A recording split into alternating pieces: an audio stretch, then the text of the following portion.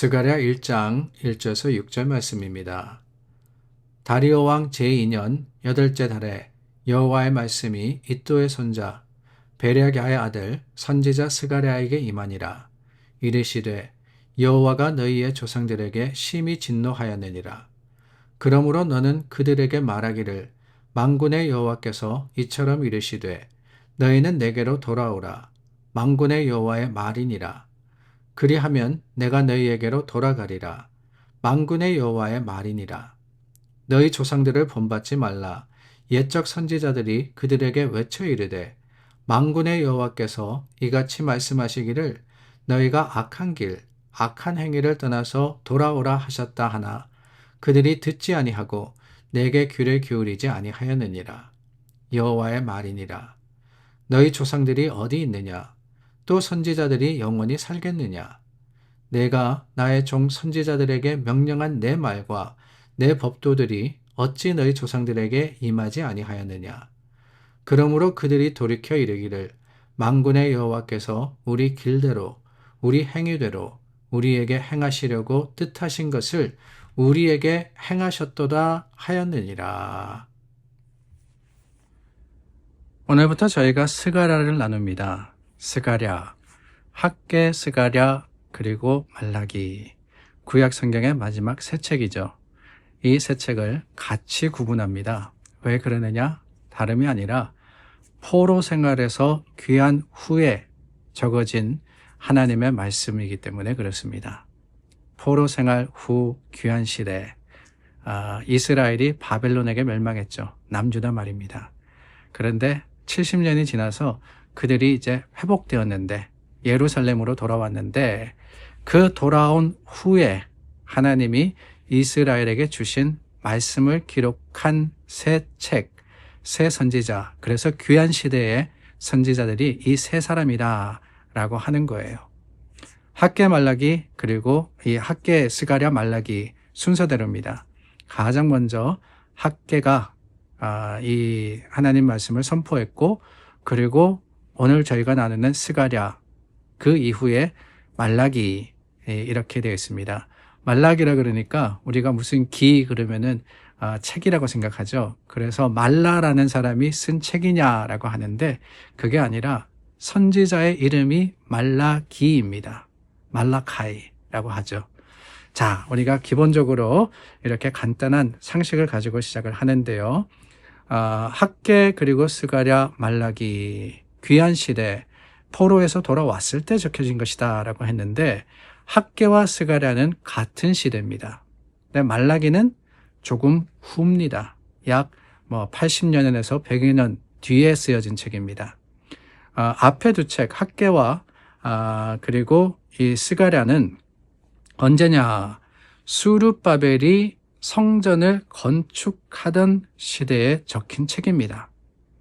특별히 1차로 포로 귀환 후에 이스라엘 백성들이 성전을 건축하게 됩니다. 수르바벨이라는 총독, 그들의 지도자의 인도를 따라서 성전을 건축을 하는데 방해가 심했어요. 그 건축을 못하도록 막는 세력 때문에 오랫동안 손을 놓고 이 건축이 중단되게 됩니다. 그때 하나님께서 이스라엘 향해서 성전 건축에 대한 하나님의 뜻을 선포하게 한 것, 그것이 먼저는 학개 선지자였고요. 그리고 스가랴 선지자를 통해서 또한 하나님이 하나님의 뜻을 전하라 라고 했던 것이지요. 이스라엘 백성들이 학개 선지자의 동료로 실제로 성전 건축을 다시 재개합니다. 그런데 성전 건축과 더불어서 하나님이 스가랴를 통해서 주시는 말씀은 건물만이 아니라 더 중요한 것이 있는데 그게 뭐냐? 하나님과의 관계 회복이다 라고 하는 것이었어요. 하나님과 교제하는 가운데 그들이 그 사랑의 관계를 회복하는 것, 이것이 외형적인 성전이라는 건물을 건축하는 것보다 더 중요하다라고 가르쳐 주시는 겁니다. 다르게 표현하면은 보이는 건물만이 아니라 보이지 않는 내면적인 성전이 바르게 지어져야지만 그것이 하나님의 백성이다 라고 하시는 것이지요. 그래서 오늘 3절 말씀해 보니까 내게로 돌아오라 라고 하시는 겁니다. 내게로 돌아오라. 여러분, 겉모양은 꾸밀 수 있어요. 그러나 외형이 아무리 그럴싸해 보여도 내면이 깨어져 있고 헝클어져 있으면 그것은 잘못된 겁니다. 그래서 다윗이 하나님이 원하시는 게 뭐냐라는 것을 고백하면서 시편 51편에 이렇게 고백하지 않습니까? 주는 번제를 기뻐하지 아니하시나이다. 하나님께서 구하시는 제사는 상한 심령이라 라고 했습니다. 하나님이 구하시는 제사, 번제라는 하나님께 드리는 제사의 외형에 대해서 하나님께서 모세를 통해서 이스라엘에게 명령하셨습니다. 그것이 레위기에 기록이 되어 있죠. 그러나 겉모습으로만 제사 드리는 것을 하나님이 기뻐하지 아니하신다라고 하는 거예요.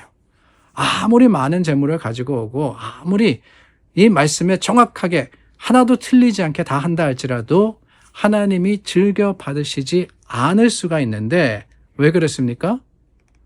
거기에 내용이 없다면 상한 심령이라는 것이 반드시 있어야 한다라고 하는 거예요. 하나님이 내 속에 하나님의 그 말씀과 하나님의 뜻 가운데 내가 진심으로 주님을 바라고 주님을 섬길 때 그때 제사가 유용한 것이지 그렇지 않은 모습으로만은 그것은 습관이고 그것은 그저 껍데기가 될 수밖에 없는 겁니다. 이스라엘 백성들이 성전을 건축했습니다. 재건합니다. 그러나 그것만으로는 불완전하다고 하는 거예요. 아무리 외형이 멋있고 아름답다 할지라도 거기에 하나님이 계시지 않으면 그건 성전이 아니죠. 하나님의 임재가 있는 것이 성전이지 않습니까? 건물만 지었다 다가 아닙니다. 이 사실이 어쩌면은 오늘날 우리 믿는 자들에게는 정말 중요한 교훈이 아닌가 하는 생각이 들어요. 오늘날은 겉모양에 치중하는 시대입니다. 사람들이 뭘 입고 뭘 가지고 뭘 누리느냐를 보면서 잘났다 못났다를 따지지 않습니까? 그런데 그러면 그럴수록 안이 비어가고 있습니다. 건물은 지어져 가는데 그 건물에 담아야 하는 정신이 사라져가고 있어요. 교회는 더없이 훌륭하게 지어져 가는데 그 속에는 하나님의 말씀의 진리가 아니라 세상의 가치로 가득 찹니다. 왜 그러느냐? 다름이 아니에요. 그 건물을 채우는 사람들의 마음이 하나님으로부터 멀어져 있기 때문에 그렇습니다. 하나님의 백성들이 주님을 바라며 성령의 인도를 따라서 나와야 하는 곳이 교회인데 그게 아니라 내 생각과 내 주장과 내 필요와 내 원함을 가지고 교회 나올 때 거기는 교회가 아니라 그저 사교의 장소가 되고 마는 겁니다. 주님께서 친히 모퉁이 돌이 되시는 곳, 그곳이 교회이듯 스가랴가 선포했듯이 하나님의 백성들이 하나님께로 먼저 돌아갈 때 거기에 성전이 세워지고 그것이 바로 재건이다 라는 것을 우리가 기억할 때 혹시라도 우리 삶 속에 하나님께로 돌아가야 할 영역은 있지 않은지, 하나님의 성전으로 지어가야 할 내 삶의 모습은 어떠한 것인지 다시 한번 돌아보며 주님 앞에 믿음과 소망으로서 먼저 내가 교회 될 수 있기를 간절히 바랍니다. 내가 교회가 되고 교회로 모여야 교회가 교회다운 거 아니겠어요?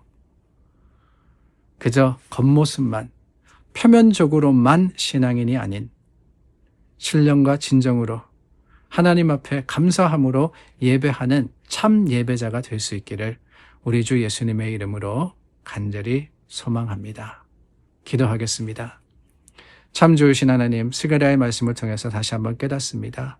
우리의 겉모습이 아닌 속 사람을 살피시는 하나님의 시선 앞에 부끄럽지 않는 믿음의 사람 될 수 있도록 지켜주시고 인도하시고 또한 돌이키게 하여 주시옵소서. 예수님의 이름으로 기도드립니다. 아멘. 하나님의 뜻과 그 거룩하심이 있는 곳이 교회입니다.